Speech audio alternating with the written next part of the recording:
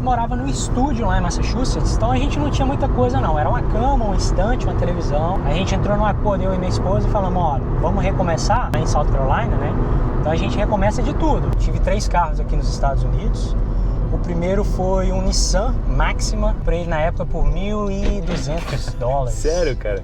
A população afro-americana aqui de Colômbia, pessoal, é de 40%. Então, essa aqui é uma região que tem muito afro-americano. E o Marcos estava me contando sobre como ele sente que esse extrato da população daqui não é muito receptivo com a ideia de imigrantes no lugar. Inclusive tem alguns favelas, né? Guetos, que a criminalidade lá é muito alta. Eu acho que é isso um dos motivos no qual hoje em dia eu me sinto muito frustrado com South Carolina, porque as minhas expectativas eram muito altas. O que você diria para quem está pensando em vir para os Estados Unidos, está consciente de que é desafiador, mas está em busca de viver os ideais do sonho americano? O que você diria para essas pessoas, irmão? Começando então mais um vídeo aqui com histórias de imigrantes, hoje com meu amigo Marcos. Sim, Grande Marcos. Cara aqui, ó, estudou comigo lá na Boston International Academy, lá em Massachusetts. E por coincidência do destino, talvez, estamos ambos nas Carolinas. Ele na do Sul e eu na do Norte. E como Charlotte faz praticamente fronteira com South Carolina, eu desci 2 horas para entrevistar esse cara e contar um pouquinho da história dele, que tem muita coisa legal para contar para vocês. A gente tá onde agora? Qual que é o nome da sua cidade, cara, só pra gente se localizar? A gente mora na capital, moro na capital. A capital aqui do estado de South Carolina é Columbia e eu tô aqui localizado bem na capital. Foi a decisão que eu tomei, mas eu vou contar pra vocês porque que eu me arrependi, né? Então vocês já viram que o vídeo vai ser pesado, né? Ele vai contar por que ele se arrependeu de ter vindo pra cá. Vocês vão conhecer um pouquinho. Antes, deixa só a gente mostrar aqui o condomínio rapidinho pra vocês verem. Esse aqui é um complexo de apartamentos, né? Sim. Tem casas e apartamentos ou somente apartamentos? Somente apartamento. Legal. E foi difícil pra você morar aqui, nesse complexo? Cara, foi um pouco burocrático, porque como eu não tinha nenhum background, meu passado aqui nos Estados Unidos eu não tinha crédito, eu não tinha nada para comprovar no processo de aluguel do apartamento, deu um pouco de dor de cabeça, né? Certo. Mas no final tudo deu certo e eu consegui morar pelo menos perto da onde eu trabalho. Legal. E quanto você paga de aluguel aqui, Marcos? Eu comecei pagando $1.350 aproximadamente. 2 quartos. 2 quartos. Uau. Mas agora, na virada do ano, como venceu o nosso contrato, eles aumentaram e agora está em torno de 1.420 por aí. Bacana. Tem um laguinho aqui, né? Tem já crocodilo aqui, cara? Tem, cara. Sério, cara? Tem uma Você tá placa falando sério? por aí dizendo para não alimentar e tomar cuidado com os crocodilos. Caraca, cara, isso pra mim é inconcebível, cara. Não dá pra você viver com dinossauros, né? E aqui e na Flórida você vive com dinossauros. Então, olha só, laguinho aqui padrão, infelizmente não dá pra dar um pulo aí, né, cara? Não dá. Eu vejo muitas pessoas pescando aqui, mas nadar não dá por conta que é perigoso. Eu não sei qual que é a qualidade dessa água aí também. Definitivamente. Mas tem lagos aqui que pode se nadar? Tem bastante lagos. Inclusive perto de Downtown, né? Que é o centro da cidade aqui. Tem vários lagos ao redor. E South Carolina é conhecida como um dos estados aí que tem bastante lago para se aproveitar. Descer de boia, aproveitar mesmo o verão, nadar, enfim. Ô Marcos, onde você morava no Brasil, cara? Cara, eu sou de Belo Horizonte. Na verdade, eu nasci em Belo Horizonte e morei na região metropolitana. Da onde eu morava até Belo Horizonte em si, ficava aproximadamente 10 a 15 minutos de carro. Eu sou de Ribeirão das Neves, na cidade de Justinópolis. E é isso aí. Belo Horizonte sempre foi o meu apoio, meu porto de apoio. Estudei, trabalhei por muito tempo em Belo Horizonte. O que você fazia lá? Era professor de natação. Eu sou formado em educação física e atuava como técnico de esportes, né, e personal trainer. Quando você veio para os Estados Unidos, mano? Cheguei aqui nos Estados Unidos em abril de 2018. Você e tua esposa, juntos? Não, eu cheguei primeiro porque na época ela estava trabalhando, ela tinha acabado de entrar numa empresa e ela não podia se ausentar, né? E eu tinha, assim, esse gapzinho para poder visitar algum outro país, para poder curtir minhas férias. Sim. Então eu decidi vir primeiro para dar uma curtida e tudo mais, ela não pôde vir, infelizmente. E aí, quando foi 6 meses depois, ela acabou vindo para cá e a gente se encontrou aqui depois de 6 meses. Caramba, como é que foi isso, cara, de chegar aqui sem a esposa? Você aconselha? Na época... O que você viu de bom e de ruim dessa decisão? Cara, na época a gente era só namorado, foi uma experiência bacana, vim pra cá, foi muito aprendizado aprendizado, né? Foi a primeira vez que eu saí do Brasil. Você nunca tinha ido para fora antes? Nunca tinha ido para fora. Foi a primeira vez que eu tive essa experiência de pegar um avião só eu mesmo, vir desbravar. Apesar de já ter um primo meu que estava passando umas férias aqui também, eu acabei vindo para cá, encontrando com ele. A gente curtiu um pouquinho e aí depois de 6 meses, a minha esposa, né, hoje, teve uma oportunidade e resolveu vir também. Que massa, se juntar com você. Isso, exatamente. Cara, legal. A gente se conheceu, então, lá na escola de inglês onde eu estudava, em Massachusetts. E eu comecei a estudar, acho que foi em 2019. E aí você foi um dos primeiros caras que falou, pô, cara, eu conheci teu canal. Alguma coisa assim, eu acho, cara. Cara, eu lembro que eu tava na aula, eu saí pra fazer alguma coisa, e aí o Oliver saiu de dentro do banheiro. Eu falei, não é possível. Eu perguntei pra ele, você lavou sua mão? Ele, que é isso? Por quê? Lavei. Eu falei, pô, eu sou inscrito, gostaria de pegar a sua mão aqui. Então, prazer. Cara, foi uma felicidade pra mim, porque o meu canal começou aquele ano, né, 2019. Eu acho que você foi uma das primeiras pessoas que falou, cara, eu conheço seu canal, eu sou inscrito do seu canal. Legal. Pô, fiquei mó emocionado. Caramba, cara, que legal. A coisa tá se espalhando aí. E aí a gente se conheceu, enfim. Agora a gente vai contar um pouco dessa trajetória, então. Mas antes, cara, eu queria ver contigo pra gente ir lá em Downtown, conhecer o Downtown da cidade, pra gente mostrar um pouquinho, e durante a viagem pra lá a gente vai mostrando um pouquinho de como é o environment aqui, como é que... Show de bola. É tudo aqui, beleza? Vamos lá. Então, legal, vamos lá, galera. Boa. E esse Honda Civic aqui, você comprou quando você chegou? Cara, não. Esse aqui foi meu segundo carro. Eu tive 3 carros aqui nos Estados Unidos. O primeiro foi um Nissan Maxima, que eu comprei usado, numa oficina que estava jogado lá, ninguém queria. Ah, é? E aí eu falei, vou pegar ele, comprei ele na época por $1.200. Sério, cara? Quanto tempo atrás isso? Foi assim... Início, 6 anos. Bem no início, foi 6 anos atrás. Aí comprei ele, e aí ele começou a dar muito problema, cara. E aí quando eu fiz a troca de status, né, de turismo para estudante, eu tinha que ir para a escola e eu precisava de um carro. E o deslocamento da onde eu morava até a escola era aproximadamente 1 hora, 1h20. Eu precisava de um carro que iria me levar até lá, né? Acabou que eu decidi comprar um carro mais novo, que foi esse daqui, e dar o Maxima de entrada. E que ano que é esse aqui? Esse aqui é 2016. 2016. E aí ficou com você até agora? E ficou comigo até agora. E quanto você pagou nesse? Cara, eu paguei muito caro nesse carro, porque quando eu comprei, não tinha crédito, não tinha absolutamente nada. Eu comprei, na época, paguei 24 mil dólares, alguma coisa assim, nesse carro aqui, já com juros. Porém, na época, se eu tivesse dinheiro para comprar à vista, ele valeria em torno de 13 a 12 mil dólares.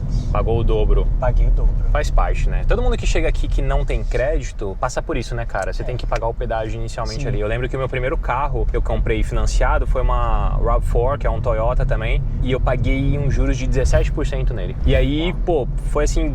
pancada, né? Porque, caramba, 17% nos Estados Unidos é muita coisa. Talvez pro brasileiro, a gente chega aqui meio vislumbrado, não é tanto, mas pro americano é muito. Mas, cara, isso foi super importante pra construção do meu crédito. E aí, quando eu comprei meu segundo carro financiado, que foi o Jeep Wrangler, eu peguei uma taxa, tipo, de 2,8. Porque aí já tinha social, security, aí é outra história, né? Então, inicialmente, se paga caro, mas depois as coisas tendem a progredir, a melhorar, né? É o preço. É o preço. Cara, você chegou em Massachusetts, qual foi a sua primeira impressão lá, assim? O que você achou do lugar? O que você sentiu, cara, a primeira vez que você pisou aqui nos Estados Unidos? Cara, imagina um garotão, 25 anos, nunca tinha saído da bolha, nunca tinha saído do país, nem passava pela cabeça. O histórico da família, assim, ninguém tinha feito nenhuma loucura a ponto de sair pra fora e tudo mais. E eu decidi um dia vir.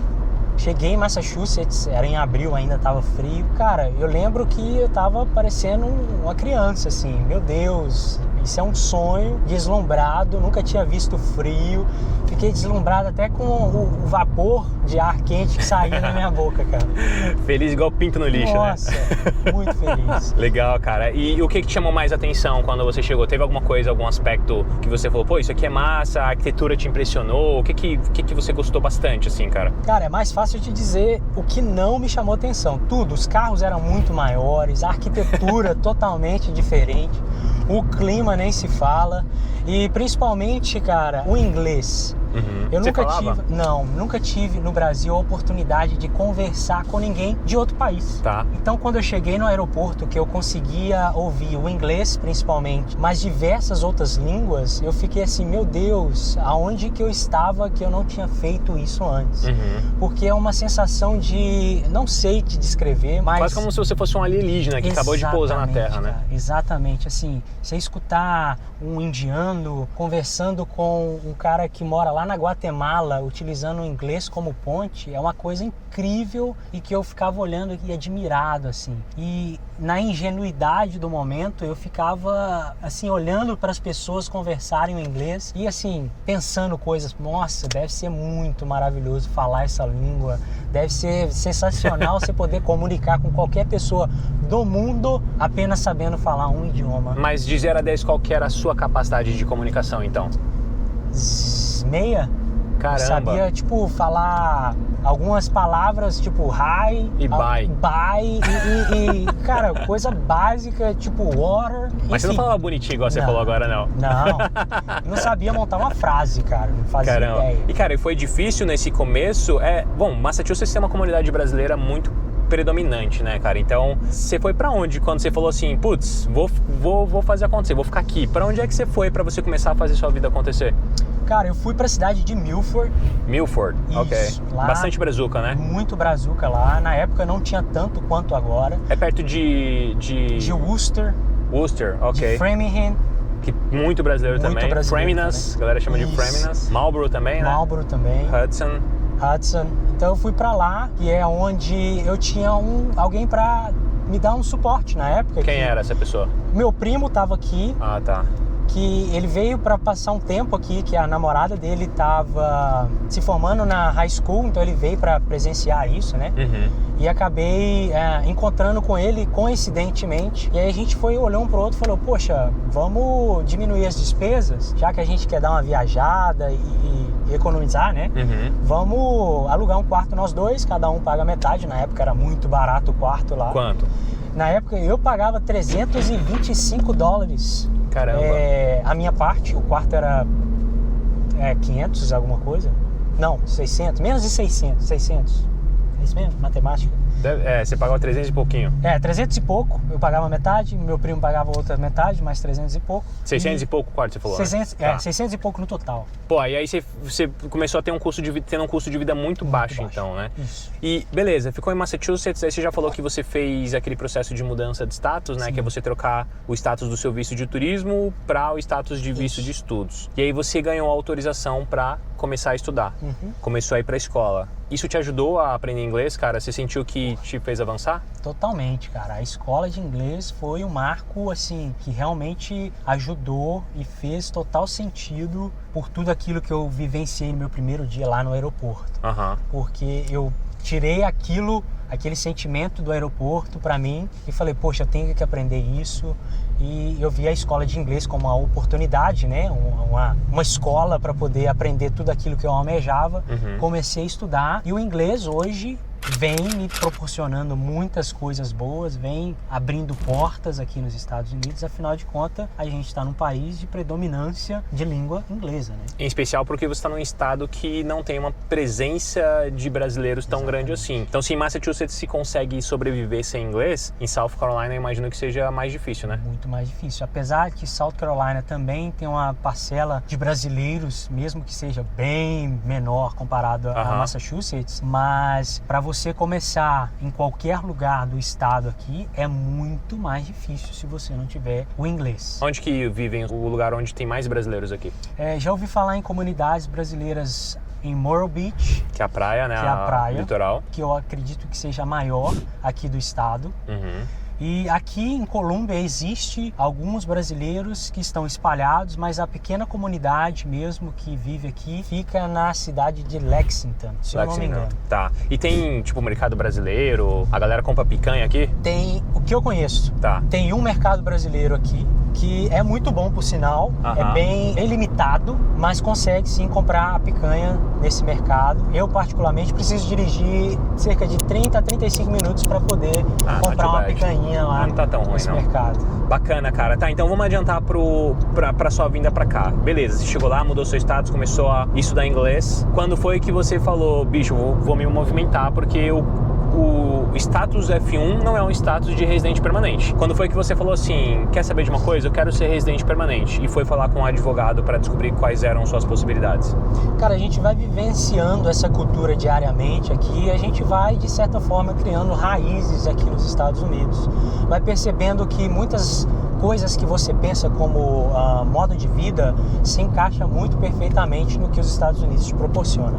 Então, nessa minha jornada, enquanto eu estava estudando, me proporcionando mais conhecimento em termos de inglês, já pensando em mais possibilidades, quem sabe um curso superior aqui dentro dos Estados Unidos, eu me deparei um certo dia com esse pensamento do tipo, poxa, já estou até pensando mais no meu futuro e já criei tantas raízes aqui em termos de gostar muito do lugar, gostar da cultura, vivenciando isso na prática, que eu pensei, poxa, já que meu pensamento já está no futuro, por que não ficar aqui em definitivo?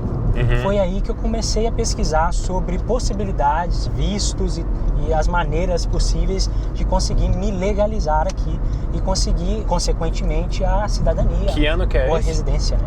Cara, foi em 2021, no início de 2021, a gente já estava com a ideia bem amadurecida da possibilidade de ficar aqui como residente permanente. Pô, legal. A gente tava gravando um stories agora pro meu Instagram, lá no @sigaoliver. Aliás, deixa eu aproveitar e divulgar também o canal do Marcos, que chama Mais Together. Vai estar aqui na descrição do vídeo para você clicar, porque no canal dele, ele faz entrevistas com imigrantes também. Ele acabou de me entrevistar, inclusive, fez uma entrevista super filosófica. Eu falei, você me paga, cara, na minha vez eu vou apertar você também. E foi super legal. E ele também explora bastante o processo que ele fez, que a gente vai falar um pouquinho também, que foi o EB3, é o Employment Based, que tem uma subcategoria para profissionais que, inclusive, não precisam de qualificação para serem aprovados para se tornarem residentes permanentes aqui. Foi o processo que ele fez e, embora ele tenha qualificação, ele usou esse caminho. Ele vai explicar um pouquinho sobre os pontos positivos e negativos, mas lá no canal dele ele explora isso muito mais. Então clica aí e dá uma olhada lá. E aí a gente estava falando agora no meu Instagram sobre arrependimentos, né? E ele falou de um arrependimento que foi não ter aplicado o meu processo antes. Então você está dizendo que você aplicou em 2020? 2021. 2021, então 3 anos depois. Por que você acha que você demorou tanto para aplicar? Você acha que era ignorância, desconhecimento, medo? Esperar para aplicar, e que hoje eu me arrependo, é justamente esse mix, a desinformação ou a não informação e também o medo de poder entrar num processo que talvez me prejudicaria ou que não seria válido. Enfim, muitas coisas me fizeram recuar e esperar até um certo ponto para poder realmente tomar a decisão final. E aí você então tomar essa decisão em 2021, como que você ficou sabendo desse processo do EB3, né? Por que você decidiu escolher esse caminho para você? Bom, antes de realmente decidir que o processo EB3 Unskilled era o processo que eu gostaria de fazer, eu pesquisei diversos outros para ver se realmente se encaixava no meu perfil. Descobri que alguns se encaixavam, mas não eram 100% de certeza. Na verdade, nenhum processo é 100%, te dá 100% de certeza. Mas o Unskilled, que não necessita de nenhuma qualificação, talvez seria o mais certo. E aí foi por isso que entre o certo ou duvidoso, eu decidi jogar firme, jogar certo, jogar no que me daria uma probabilidade maior de aprovação, que é o EB3 Unskilled. É um processo mais objetivo, né? Para quem não conhece, esse processo ele pressupõe você encontrar um empregador disposto a patrocinar a sua residência permanente através de uma vaga de trabalho que não pode ser ocupada por um residente ou um cidadão. Então ele faz um processo de certificação laboral com o Departamento de Trabalho, atestando que ele não encontrou aquela pessoa dentro dos Estados Unidos para ocupar aquela vaga. E isso acontece, tá, pessoal? Tem emprego às vezes sobrando aqui que as pessoas não querem, e aí com isso ele consegue pleitear para que um estrangeiro possa vir para cá ocupar essa vaga. E foi nesse processo que o Marcos aplicou.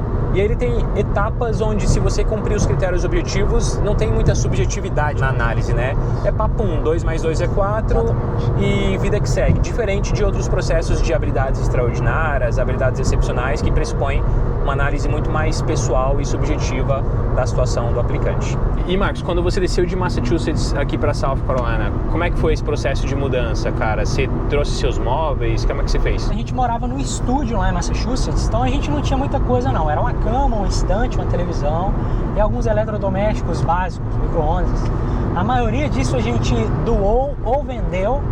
E aí quando a gente foi mudar, a gente entrou num acordo, eu e minha esposa, e falamos, olha, vamos recomeçar lá embaixo, então, lá em South Carolina, né? Então a gente recomeça de tudo, vamos levar o que couber dentro do carro, o que não couber a gente doa ou vende. Chegando lá, a gente vai descobrir onde a gente vai morar e a gente vai mobiliando a nossa casa de acordo com o budget, né? Com o orçamento que a gente tem disponível. O que vocês gastaram para mobiliar ele? Cara, a gente gastou mais ou menos de 5 a 6 mil dólares. Tá. Isso inclui cama, cabeceira, sofá, poltrona, mesa, cadeira. Tudo do grosso, com exceção dos utensílios, né? Que já vem, que é geladeira e fogão, que já tem na casa. O resto todo a gente comprou, fora essas reformazinhas que a gente fez, que no final do dia sai uma graninha boa. Mas que a gente decidiu fazer, gastar essa grana, porque a gente sabia que a gente ia ficar por um tempo a mais e a gente queria deixar o nosso ambiente com a nossa cara. Boa. Quanto tempo você demorou de Boston até aqui? Foram 18 horas dirigindo, cara. Caramba, vocês pararam uma vez para dormir e dirigiram 2 dias? Paramos 2 vezes, só para dar uma esticada na perna, por cerca de 1 hora. No máximo foi a nossa parada máxima. Vocês não dormiram? Dormi durante essa 1 hora, que foi a parada. Não, mas peraí, você não parou no hotel pra dormir? Não. Vocês vieram 18 horas? 18 horas. Uau! Direto. Inclusive no início do ano eu voltei lá em Massachusetts, dirigi as mesmas 18 horas, parando uma vez. Nossa. Somente para dar uma descansada, esticar a perna e ir no banheiro, nessas paradas de estrada mesmo, e seguir direto. Saí daqui no domingo à noite, voltei na quarta-feira. Caramba! E dirigi cerca de quase 40 horas, indo e voltando, só indo lá para resolver alguns probleminhas mesmo e voltando como se fosse um bate-volta mesmo. O que você achou de Boston nesse seu retorno? Cara, uma nostalgia boa. Tava nevando muito, a princípio, assim, estrada, tudo naquele estilo Boston. E aqui inverno. Não tem isso de jeito nenhum, né? Não. E foi uma nostalgia, de uma certa forma boa, mas o sentimento de quando eu cheguei lá na cidade onde eu morava é que foi muito bom enquanto durou, mas que o nosso tempo lá já tinha excedido, a nossa história lá foi boa, mas que foi o suficiente para a gente guardar as boas memórias, mas que a gente não voltaria mais. Essa chegada massiva de imigrantes que estão indo para Massachusetts, né? O que você percebeu? Você achou o lugar mais cheio? Alguém te comentou alguma coisa? Tem algum prejuízo nessa entrada massiva lá? O que o pessoal comentou com você? Escutei muito do pessoal que eu fiquei lá, né? Que houve um aumento massivo de muita gente chegando, através das fronteiras principalmente, que houve uma piora no ambiente de forma geral, porque as pessoas que chegaram, elas são pessoas boas e ruins. Então, essas pessoas boas fazem as algazarras e saem na mídia. Inclusive, na época que eu fui, foi na época que assaltaram uma lojinha brasileira, à mão armada. Estava muito comum, inclusive, né, cara? Isso. E isso antigamente não era comum. Então, assim, o que eles relataram, o que eu percebi mesmo, que a população lá mudou, cresceu, mas mudou, infelizmente, para pior, porque por ser uma cidade onde já tinha antigamente uma comunidade brasileira grande, as pessoas que imigram sempre procuram, né, a comunidade brasileira ou a comunidade, seja lá qual for, para se estabilizar. Lá chegou muita gente, como todo mundo tem visto nas notícias, tem chegado muita gente, e lá foi um dos points, né, para poder a galera ir e se concentrar. Infelizmente tem pessoas boas e pessoas ruins, e que as ruins se destacaram bastante, vamos assim dizer, principalmente nessa cidade onde eu morei lá. Bom, a gente acabou de chegar agora em downtown. Vou tentar achar um public parking para poder parar o carro aqui. Se caso a gente não conseguir, vamos tentar parar na rua mesmo, para dar uma volta aqui na cidade, no downtown, entre aspas. Porque Por que, quem entre conhece aspas? downtown de verdade, quem já visitou Nova York, Chicago, Boston, tem uma visão diferente do que é uma cidade, um centro da cidade grande. Aqui é bem reduzido. A população aqui é pequena, né? 140 mil habitantes aqui em Colômbia. O que você tem a dizer sobre a infraestrutura do lugar? O que você tem e o que você não tem aqui, Marcos? Cara, no geral, a infraestrutura é ok, atende os pré-requisitos básicos, não tem uma comunidade brasileira grande e isso, consequentemente, não te dá muitas possibilidades de provar uma comida brasileira toda vez que você tiver vontade. Mas tem bastante imigrante de outras nacionalidades? Mexicano tem bastante. Mas como aí é em todo lugar dos todo Estados lugar. Unidos, né? Mas eu não vejo muitos outros imigrantes como indianos, que a gente também vê bastante. Enfim, eu posso estar falando da minha bolha, né? Mas a única nacionalidade que eu vejo mais, além de mexicano aqui, seria um pouco mais indiano e só, para ser sincero, tá? A população afro-americana aqui de Colômbia, pessoal, é de 40%. Então, essa aqui é uma região que tem muito afro-americano. E o Marcos estava me contando sobre como ele sente que esse extrato da população daqui não é muito receptivo com a ideia de imigrantes no lugar. Ele vai falar um pouquinho sobre isso, mas antes deixa a gente tentar parar o carro aqui. E eu achei curioso, cara, tá escrito aqui que você pode alugar por $35 esse espaço aqui para parar teu carro por mês. Curioso, né? E achou umas moedinhas aí? Achei. Você só coloca a moedinha e o tempo já começa a contar, né? 20 minutos, 40 minutos. Tá bom. Acho que dá, minutinhos? 40 minutinhos a gente dá uma voltinha aqui só pra gente mostrar a dinâmica do lugar pro pessoal. Cara, tava falando pra galera, você trancou o carro? Tranquei. Aliás, como é que é a criminalidade aqui, cara? Cara, na região onde eu moro, eu conversei uma vez com um paramédico. Pra lá, né? Onde você quiser. Eu tô mais... Você tá habituado aqui com esse lugar? Tô mais perdido igual você. Você não a vem gente muito tá pra cá? perdido junto aqui. Tá bom. Se você quiser dar uma olhada no mapa, onde tá o epicentro da... Aqui já é da o epicentro. Sério? Aqui já é o epicentro. Não é a Main Street, Ok. mas eu posso jogar aqui pra saber qual que é Boa. a Main Street. Tá. E aí a gente vai pra lá. Tá bom. Enquanto você vai jogando aí, me fala da criminalidade. Você tava Então, dizendo sobre isso. Eu conversei com um paramédico e ele falou que a região onde a gente mora, que eu moro, né, e ele também, é bem perigoso. É bem perigosa.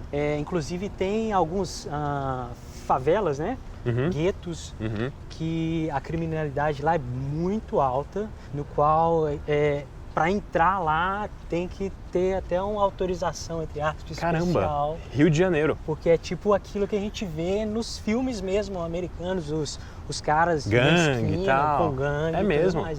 Uau, bem caramba. E onde você mora?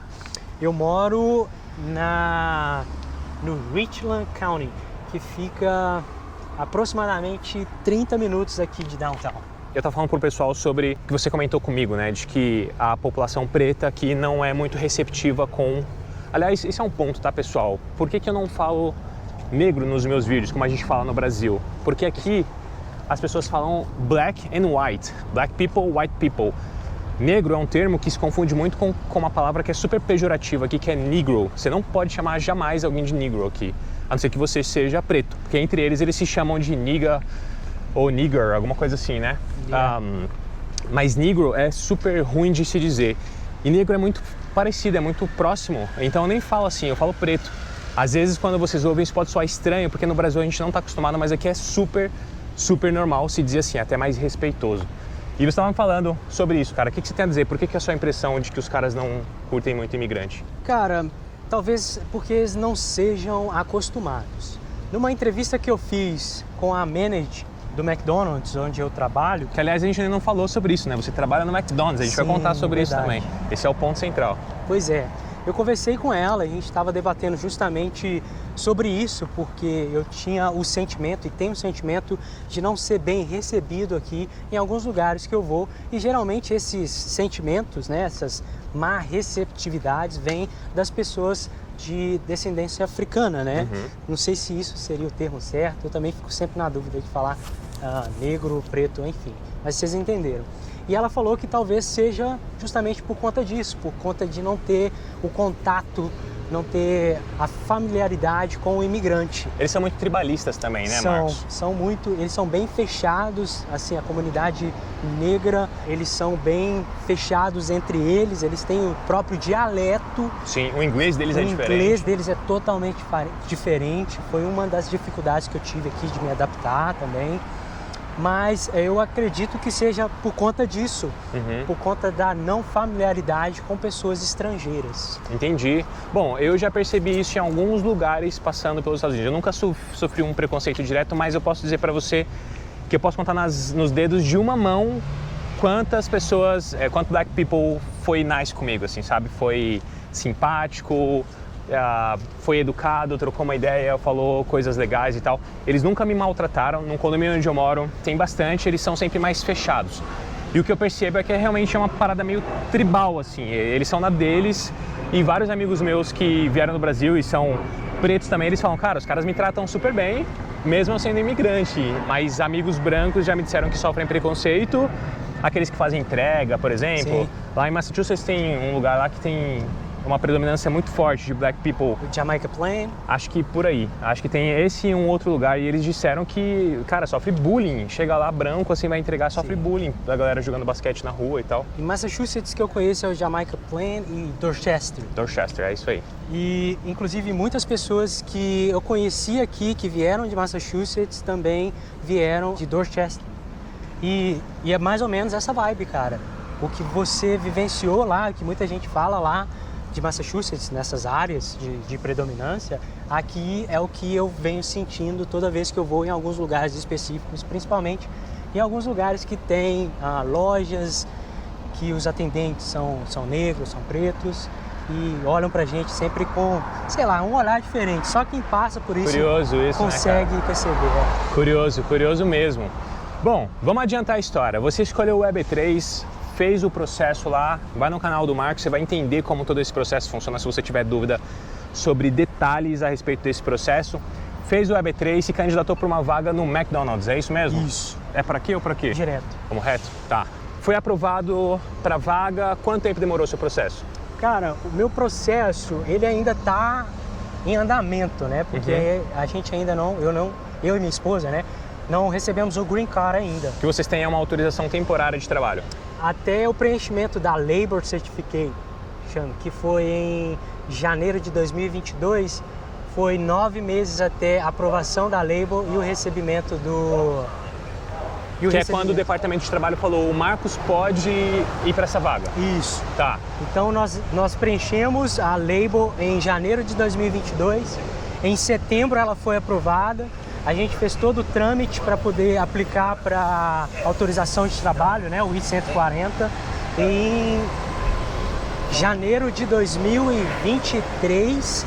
A gente já estava com todas as documentações, todos os documentos prontos para poder começar a nossa jornada com o empregador. Entendi. E aí você desceu para South Carolina, porque você estava em Massachusetts. Sim. Portanto, seu plano nunca foi morar aqui. Não. Na verdade, a vaga que você escolheu foi aberta aqui. Isso. E aí os caras te mandaram para cá. Exatamente. Você ficou feliz, triste, aceitou, já sabia que seria isso? Como que era? Cara, eu acho que é isso um dos motivos no qual hoje em dia eu me sinto muito frustrado com South Carolina. Porque as minhas expectativas eram muito altas.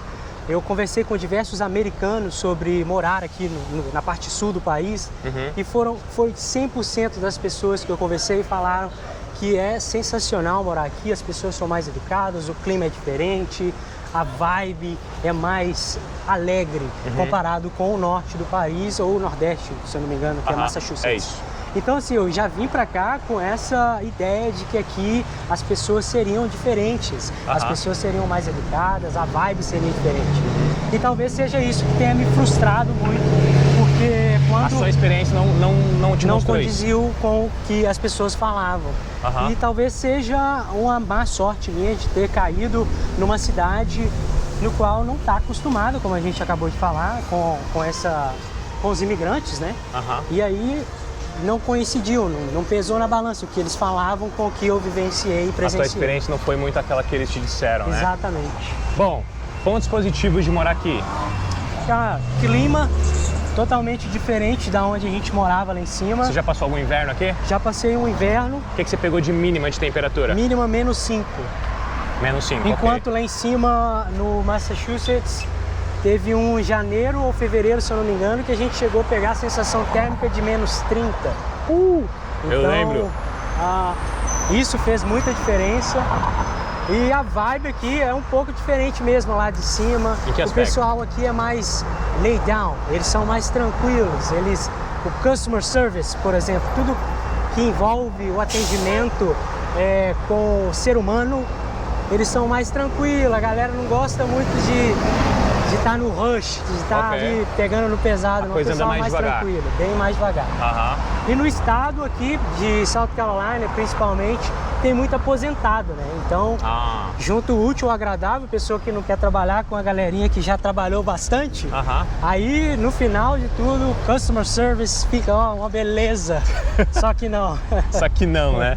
Custo de vida também, eu imagino que seja um ponto positivo, né? Você falou que paga 1.400 e pouco agora no seu apartamento de 2 quartos. Exatamente. Sendo que em Massachusetts você não encontra esse preço jamais. Impossível encontrar lá. Nova York, New Jersey, Connecticut, Rhode Island, Vermont, Maine, New Hampshire, não tem como, né? Não tem como, tá tudo super faturado lá em cima. E aqui com certeza tem esse diferencial, né? Que é esse custo de vida mais baixo. Mas olha, Oliver, em termos de custo de vida, falando de forma geral, o que eu senti diferença mesmo foi só no aluguel. Comida é a mesma coisa. O que a gente gastava lá em cima para 2 pessoas. Quanto você gasta de comida ainda? A gente gasta cerca de $150 por semana para 2 pessoas e um cachorrinho.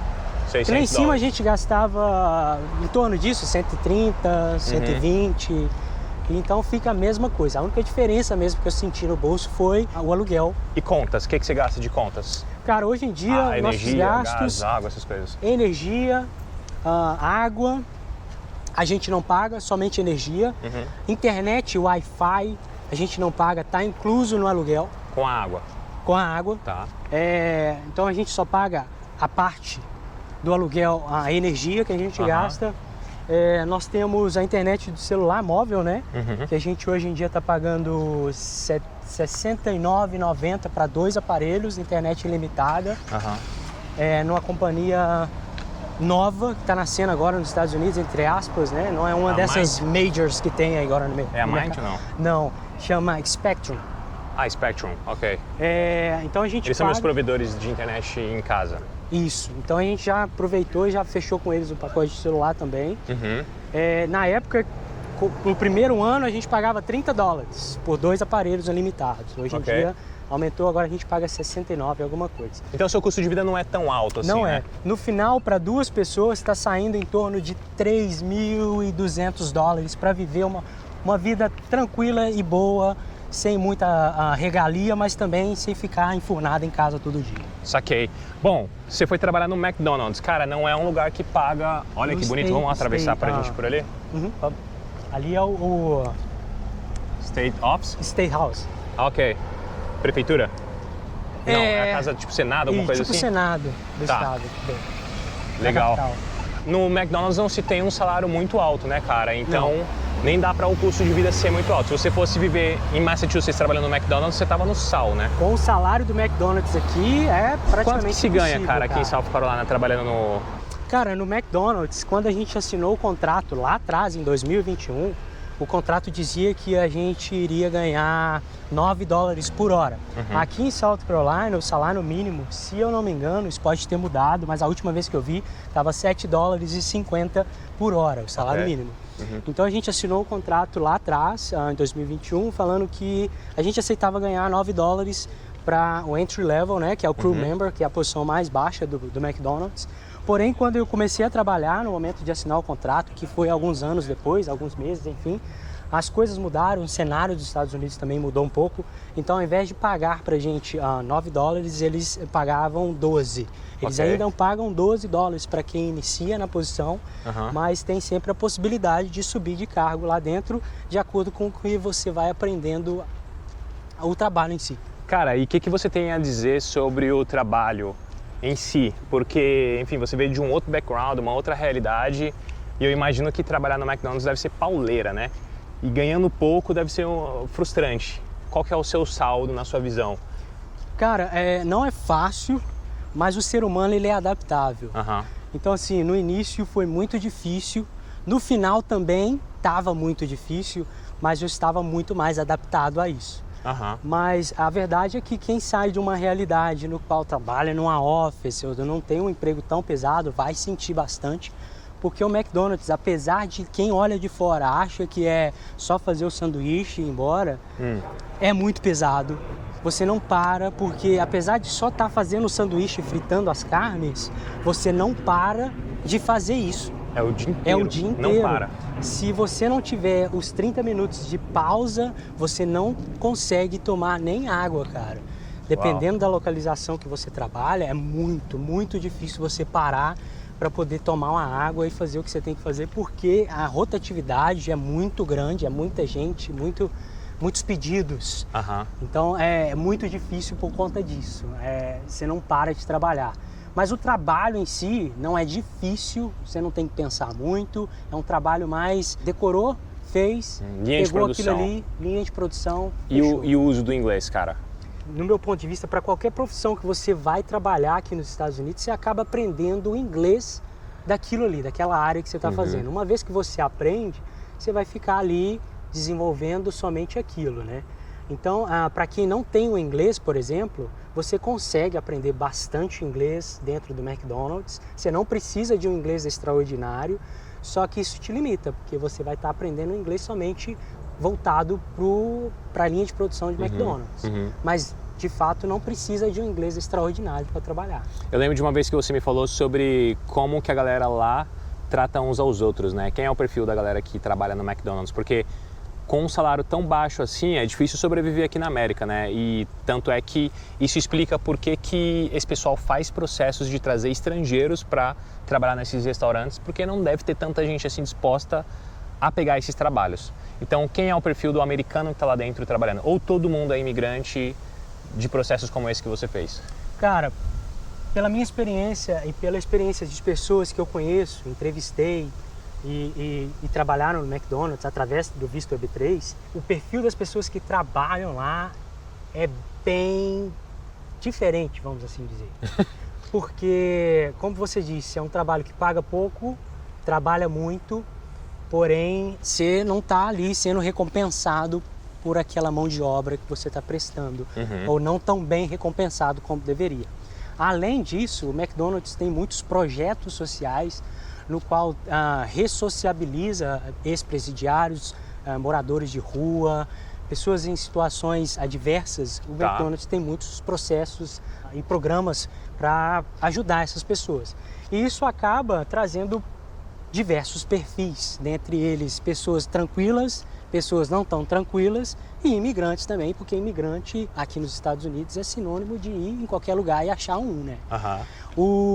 A minha unidade tinha muito mexicano, os mexicanos trabalham muito lá, parece que eles vivem para aquilo, mas é uma coisa cultural deles. Legalmente? Legalmente. Ok, porque é muito comum ver mexicanos em restaurantes, cozinha, que trabalham sem status, né? Como a galera fala. Então, no caso do McDonald's, não. Todo mundo que trabalha lá é legal. Para o McDonald's, dificilmente você vai conseguir trabalhar sem, pelo menos, uma documentação social ou uma autorização de trabalho.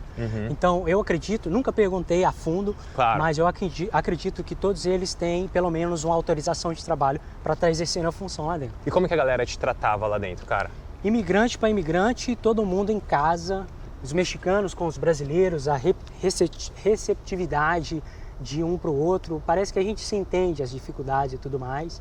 Os americanos que trabalhavam comigo, todos são super tranquilos, não tive nenhuma amizade a fundo com eles, mas todo mundo me respeitava dentro do nível de trabalho, todo mundo fazia o seu, eu fazia o meu, cada um seguia o seu caminho, mas eu percebi que muitos managers ou posições acima das mais básicas, eles sentem um pouco de poder, talvez, e aí com uma mistura de não tanta experiência ou conhecimento sobre a função que está exercendo, acaba virando uma baguncinha e gerando talvez um conflito ou outro lá dentro. E sai umas brigas, umas tretas? Sai. Já Tem um relato, inclusive, de uma amiga nossa que trabalha no Mac também, que já deram um tiro dentro do banheiro do McDonald's. Caraca, dela. aqui em Aqui, em Colômbia? Loucura. No meu McDonald's já teve porrada de cliente com gerente com gerente. Teve Que umas isso, coisas cara? muito loucas lá. Mas Uma aventura por dia. Sim, com certeza. Se você for lá, dá pra você escrever um livro todo dia que você for, porque Agora, sempre é um entretenimento. Agora, trabalhando no McDonald's, cara, como que você sobrevive com o salário que se ganha lá? É suficiente para você viver aqui? Cara, não é o suficiente para você viver uma qualidade de vida super boa. Mas uma coisa muito básica, você consegue sim sobreviver. Tá. Essa é a palavra. Tá. Se você quiser complementar a renda, você pode, através do visto EB3 também, com autorização de trabalho. Trabalhar em outros lugares. Trabalhar você em não outros tem a lugares. obrigação de trabalhar só naquele Não. lugar. Mas depender único e exclusivamente da renda do McDonald's, nessa posição mais baixa, é muito difícil. Sua esposa te ajuda também, Minha né? esposa me Ela ajuda. também ganhou autorização de trabalho. Também ganhou. Então ela ajuda complementando a renda, como eu acabei de falar, o nosso aluguel é 1.400 e pouco. E o que o McDonald's paga numa posição baixa é em torno de 1.300, no máximo 1.400. Talvez se eles aumentarem e te manterem na mesma posição, aumentarem o seu salário e te manterem na posição. Então eu trabalharia somente para pagar o meu aluguel se eu fosse depender único e exclusivamente do salário do Mac. É muito pouco, né, É cara? muito Porque pouco. tem um desconto, você paga imposto, etc e tal. Tá, ok. Vamos continuar falando sobre isso. Eu tô percebendo que tem muitas obras aqui. Parece que o Estado deve estar recebendo... Parece não, com certeza deve estar recebendo muita gente nessa realocação que os americanos estão fazendo, né? Sim. E aí o pessoal está priorizando estados com custo de vida baixo e oportunidades de trabalho. Falando de outros empregos, você conhece outros imigrantes aqui que têm outros trabalhos? Aquela coisa de os trabalhos triviais dos imigrantes, ou então aquele cara que vem com um visto de trabalho, transferência de empresa, ou que se casou com um americano que está absorvido na economia formal, digamos assim. Você conhece gente de todo tipo, só de um tipo, só gente de EB3? Me fala um pouco do extrato do brasileiro que você conhece aqui. Bom, eu estou um pouco limitado a pessoal que trabalha no EB3, até porque a maioria do pessoal que veio para a Colômbia veio através do EB3, mas eu conheço, e a minha esposa também, ela frequentou algumas aulas de inglês que eles davam na universidade, e lá tinha alguns outros brasileiros que não estavam envolvidos com o EB3, que alguns deles tinham perfis distintos, como por exemplo, um brasileiro que estudou com ela, ele veio com a esposa dele, que a esposa dele conseguiu um visto de trabalho aqui, para trabalhar na área dela específica, não sei qual tipo de visto que ela veio, mas ele veio com ela e está fazendo um trabalho de construção mesmo. Olha que curioso esse monumento aqui. O que esse monumento representa, Marcos? Esse monumento representa o símbolo do estado, né? A bandeira do estado de South Carolina é uma palmeira. Engraçado, né? Porque eu achava que o estado da palmeira era a Flórida, então é South Carolina. South Carolina, E o curioso é que eu já vi mais palmeiras na Flórida que em South Carolina. Pois é, cara. E achei interessante isso aqui também, ó. Você não pode ter armas de fogo ou qualquer tipo de arma branca essa propriedade aqui. Como é que é isso? Aqui a arma, pelo que eu sei, ela é super liberada, né? Você pode andar com ela na cintura. Então, eu não sei a fundo, mas o que eu já ouvi falar de especulação, que recentemente o Estado liberou a arma para qualquer um que quiser comprar aí. Mesmo não citizens? Não sei a fundo, Ok. mas eu acredito que deve pelo menos ser um cidadão ou ter um green card para poder entrar nesse... Deve ter algum tipo de critério nesse sentido. Nesse quesito aí, mas se você é um cidadão, provavelmente mora aqui. Melhor ter também? Pô, os caras chegam de arma, vou chegar de pau lá, pô, não dá, né? Ok. Bom, você falou que o seu bairro lá é um pouco mais violento, etc, né? Sim. Mas você já presenciou alguma coisa assim que te assustou? Só no McDonald's, cara. Até porque minha vida é dentro do McDonald's, Sim. praticamente. E lá a gente vê o pessoal que fica, né, que chega e que atende na janela. O pessoal é bem mal educado e tem muito gangster que se acha assim o bonzão. Que doido. E isso foi inclusive relato desse paramédico, né? Que atende vários casos de cara que tenta ser durão e não sabe usar uma arma e toma um tiro dele mesmo. Uau! Então é isso aí que a gente presencia aqui, pelo menos na região onde eu moro. O que eu já ouvi falar bastante é sobre isso. E vivencio isso na prática no McDonald's, na limitação, obviamente, do trabalho. pessoas desse alto nível aí. Pode crer. Cara, eu não notei muitos homeless aqui, eu não vi muitos, pelo menos no lugar que a gente passou. Você vê muitos moradores de rua aqui? Não, eu já vi bastante, mas não tão quanto as cidades maiores, né? Tá. Mas eu acredito que justamente por não ser tão grande, tem essa quantidade. Talvez a gente vá encontrar mais lá em Charleston, que é a cidade que tem mais habitantes. Mais populosa, aqui, né? Em South Carolina. Mas aqui, apesar de ser a capital, não tem uma população tão grande para ter uma quantidade também grande de homeless. Nós acabamos de encontrar esse monumento aqui que aparentemente conta um pouco da história da galera que lutou muito pelos direitos aqui, né? O pessoal que veio da escravidão. Esse estado aqui tem uma história bastante forte e simbólica para liberdade nos Estados Unidos, porque apesar de ser o país da liberdade, eu sempre brinco com vocês, é o último bastião da liberdade, cometeu erros, cara, assim, terríveis na história, por exemplo, suprimindo as pessoas, os afro-americanos, de terem vários direitos que, enfim, eles não tinham. Então parece que esse monumento aqui está contando a história da galera. Olha o que está escrito aqui nessa bandeira, ó. Primeiro Regimento South Carolina, God gives liberty, Deus dá liberdade. Olha que legal. Emancipation. Aqui a gente tem também algumas coisas. Ó, the Black Vote, Vote Here.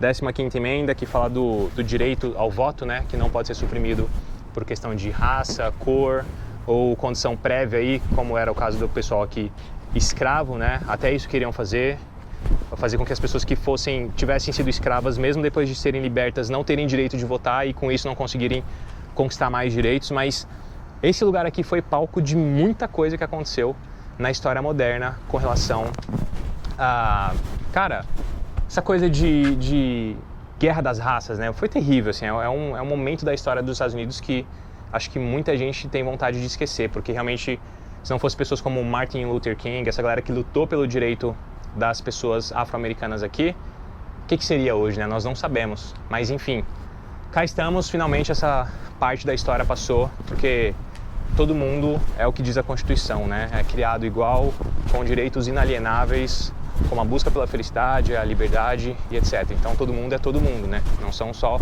os brancos, não faz sentido. Essa aqui então é a Main Street, a gente acabou de sair aqui do State House. E a Main Street já meio que acaba em frente ao State House.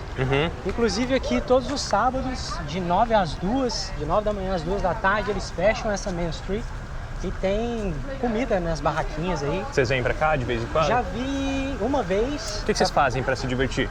Então, é isso aí, cara. Não tem muita coisa pra se fazer aqui, a não ser saindo da região onde a gente mora, né, ou daqui. Mas a gente já veio aqui um sábado. Foi bacana, tem bastante gente, bastante comida de todos os lugares, mas para se divertir, a maioria do pessoal, e a gente também sempre quando tem a oportunidade também vai, é encontrar com os amigos, ir para Myrtle Beach, igual a gente foi no final de semana passado. Quantas horas até a praia? Dá 2 horas, mano. 2 horas. 2 horas até a North Myrtle Beach, que geralmente é o lugar que a gente vai, que fica de boa, a praia é tranquila, não tem aquela muvuca, né? Eu acho que seria esse o principal point aqui, dessa região onde eu moro aqui. Tem restaurante brasileiro aqui nessa região? Tem um restaurante brasileiro aqui e tinha outro brasileiro próximo aonde tem o mercadinho brasileiro também. Tá. E esse restaurante brasileiro que tá lá no mercadinho, né, próximo ao mercadinho, ele tem tanto aqui quanto em Myrtle Beach, que chama Rios. É o Rio, só que com Z no final. Só que eu acho que esse daqui da região, ele fechou e abriu um outro que também é de brasileiro. Que também é de Mas Brasil. aqui em Downtown tem um, eu não sei o nome, mas ele fica bem próximo. A gente vai passar na frente dele. Tem muito universitário aqui, né, cara? Eu tô vendo que tem bastante gente jovem aqui. O que a gente percebe é que aqui, principalmente nessa área onde fica a Universidade de South Carolina, tem muito pessoal mais jovem, né? Muito universitário, justamente por conta dessa localização, né? Então, a maioria do pessoal mais jovem fica aqui nessa área. Inclusive, agora nas férias que teve agora de julho, a cidade ficou deserta, porque a maioria saiu fora, os universitários foram para casa ou foram para algum outro lugar e a cidade ficou praticamente morta, cara. Caramba, cara. Cara, e vamos lá, saldo total desses 6 anos nessa jornada difícil que você teve, que eu sei dos detalhes, né? Aqui a gente está contando superficialmente para as pessoas conhecerem um pouco da sua história, mas principalmente a escolha desse processo, desse caminho de vir para South Carolina, te gerou algum arrependimento? Existe dentro de você algum pensamento sobre o que você teria feito de diferente agora que você sabe tudo o que aconteceu? Cara, ser engenheiro de obra pronta é muito fácil, como já dizia o outro, né? Se a gente soubesse o futuro, a nossa vida seria muito mais fácil. Mas voltando lá atrás, talvez não vir com tanta expectativa de South Carolina, como eu disse para vocês. Vi, conhecer, sentir o lugar e talvez tirar minhas... Você não tinha visitado antes? Não. Você veio diretão? Vi diretão. Tá. Então talvez se eu tivesse vindo antes... Você alinharia a expectativa ali? Alinharia melhor minhas expectativas e talvez não me frustraria tanto. E sobre o processo EB3, quando eu apliquei lá atrás, estava tudo fluindo como rio, lindo, maravilhoso, né? Então naquela época foi a melhor escolha que eu fiz, porém pouco tempo depois as coisas começaram a piorar. E hoje em dia a gente ainda está nessa labuta, né? Nessa dinâmica aí das coisas quase não andarem. E isso faz a gente repensar muito no nosso passado. Mas o que já foi, já foi. Não dá para você mudar o que você já fez, né? Exatamente. Se eu você faria de novo, cara? Se eu tivesse as possibilidades e o conhecimento de tudo que está acontecendo atualmente, talvez eu não faria. Tentaria alguma outra coisa, um mestrado ou algum outro caminho que me levasse até o Green Card. Sem depender do McDonald's? Sem depender do McDonald's ou sem depender tanto de um sponsor, de me mudar, de trocar a minha vida totalmente para um lugar desconhecido. Até porque se você tivesse feito um mestrado, seria na sua área. Exatamente. Você poderia se conectar com um empregador no final do seu curso que tivesse na sua área. Exatamente. Será que isso te traria um ânimo maior trabalhando naquilo que você gosta e estuda? Com certeza, né? Porque, pô, fazer algo que você nunca se imaginou fazendo deve ser doído, né, cara? Com certeza, e sem contar que a gente deixa um pouco do nosso aprendizado de lado, né? Ainda mais na área da saúde, que a gente sempre tem que estar se atualizando, a gente acaba deixando um pouco de lado isso para poder nos dedicar a essa área paralela em busca do Green Card, em busca de alguma coisa maior. E isso vai acabando, com o passar do tempo, frustrando um pouco mais, deixando a gente um pouco mais pensativo sobre as decisões do passado. Mas como a gente disse, o que a gente já fez não dá para voltar atrás, hoje em dia a gente tenta buscar uma luz no fim do túnel, principalmente, uma energia subconsciente aí para tentar continuar nessa jornada sem enlouquecer e buscando sempre a positividade para não desistir, cara, porque não é fácil.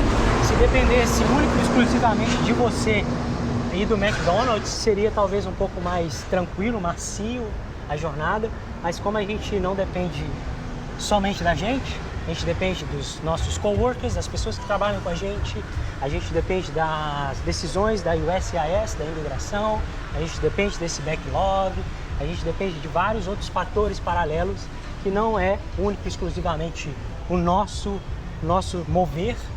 Então isso vai deixando a gente, como eu disse, mais pensativo e sempre tentando deixar essa negatividade de lado para continuar. Até porque a gente nem tem outra opção, né, meu amigo? Exatamente. A gente não tem outra opção. Já mergulhou, já tá molhado. Cara, você entrou na piscina, você tem que nadar. E a vida de imigrante não é fácil. Eu amo trazer pessoas que vivem carne e osso, sabe? Não são simplesmente influenciadores, né, que muitas vezes mostram para vocês o que eles querem que vocês vejam, mas escondem aquilo que eles não querem que vocês saibam. Eu acho importante mostrar os dois lados. Pô, tá aqui dois caras que amam os Estados Unidos, que não se arrependem de ter vindo para cá, mas que não escondem quais são os desafios que enfrentam ou estão enfrentando para chegarem onde desejam chegar. E essa coisa do backlog que você falou, essa demora na fila da imigração, a gente até comentou no vídeo que a gente gravou pro seu canal. Tem muita gente fazendo esse processo, né? O próprio EB3 virou um caminho para muitas pessoas através dessas agências que intermediam, né? Que foi o seu caso, a contratação entre uma empresa americana e o estrangeiro. Tirou você de Massachusetts, que era onde você estava apaixonado, e planejando, projetando sua vida, te trouxe para um lugar completamente diferente. E agora eu acho que você está na fase final, cara. Deve estar difícil porque você deve ter dado muito da sua energia já para esse processo. Sim. São quantos anos? 2 anos? 3 anos? Bom, esse processo começou em novembro de 2021 E a gente está atualmente em 2024, né? Agosto de 2024. Então façam as contas aí.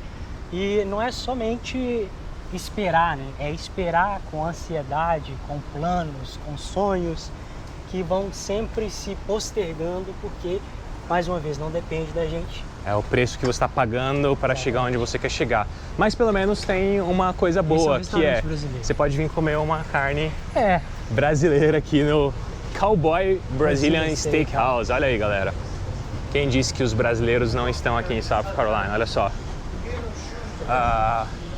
Parece estar fechado agora. Deixa eu só dar uma olhadinha aqui para ver se a gente consegue só dar uma cheirada aqui. Acho que tá... Bom, tem gente aí, mas eu acho que eles estão limpando as coisas ali. Eu não tenho essa coragem de ir lá e falar: e aí, vocês falam português? Tudo bem? Do you work here? Do you speak Portuguese? I don't. Oh, you don't speak Portuguese. Do you guys have Brazilians working here? Really? How many? Like half of the team? Majority of like the kitchen and management. They are Brazilians? Yes.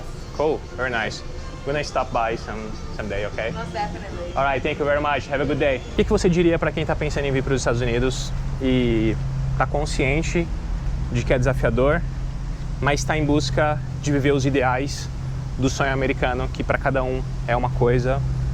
Você pode falar o que é para você também um sonho americano, mas o que você diria para essas pessoas, irmão?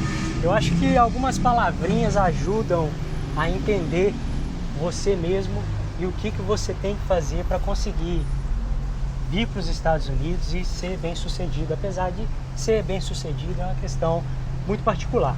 Mas eu acho que uma dessas palavras é planejamento, planejar cada etapa, sempre se preparando para aquilo que pode acontecer e que também não pode acontecer, sempre ter o plano A, o B, talvez o C. Outra palavra que eu utilizaria para definir isso tudo seria resiliência, como o Oliver já citou, e acho que 100% dos brasileiros, das pessoas que imigram, falam sobre isso. Imigrar não é uma coisa fácil, você tem que se redescobrir todos os dias, matar o leão, o seu leão e o leão talvez do amiguinho para ajudar todos os dias. Então resiliência é outra palavra que eu talvez definiria como parte dessa jornada. E para mim, o sonho americano é aquele velho clichê, mas que para mim faz muito sentido, porque eu penso da minha vida, que é ter uma estabilidade, é ir para algum lugar que me dê oportunidades, que não me explore, que o meu tempo, que é o meu bem mais valioso, seja visto, seja recompensado, seja valorizado. Valorizado, essa é a palavra. Seja valorizado, porque acordar todos os dias já é uma bênção. Acordar com o tempo e ter aquilo, e ter um lugar que valoriza essa bênção é essencial para você que esteja procurando qualquer tipo de objetivo de vida. Então, para mim, o sonho americano seria isso: acordar, ser valorizado, morar num lugar que me aceite. E imigrar se resume basicamente, para mim, nessas duas palavrinhas: resiliência e planejamento. De maneira geral, tá feliz com os Estados Unidos? Tô feliz, cara. Já me decepcionei várias vezes. É um relacionamento, às vezes, abusivo, às vezes de amor, Gostei. Às vezes de ódio, mas é um relacionamento que eu não quero sair tão cedo. Aham. Quer casar mesmo, né? Quero casar. Tô esperando as alianças aí, mas não chega. Muito bom, muito bom.